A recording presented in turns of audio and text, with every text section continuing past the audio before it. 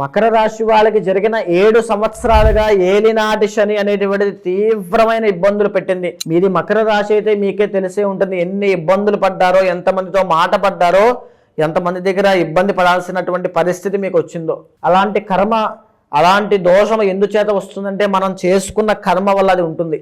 ఆ కర్మ అనేటువంటిది నివారణ అయితే తక్షణమే మీ జీవితంలో ఆ దోషం అంతా పోతుంది. ఆ యొక్క సమస్యలన్నీ కూడా తొలగిపోతాయి. బేస్డ్ ఆన్ కర్మ అంతేనండి. మాఘ బహుళ చతుర్దశి నాడు ఫిబ్రవరి 26వ తారీఖు మహాశివరాత్రి మహాపర్వదినం అయింది. ఆ రోజున నేను చేసేటువంటి కర్మ ప్రాయశ్చిత్త రుద్ర తంత్రంలో ప్రతి ఒక్కరూ పాల్గొనండి. పాల్గొన్న ప్రతి ఒక్కరితో నేను చేయించే అభిషేకాల వల్ల, హోమాల వల్ల, అర్చన వల్ల, లేకపోతే నేను చేయించేటువంటి పూజల వల్ల ప్రతి ఒక్కరికి కూడా కర్మ నివారణ అయిపోతుంది.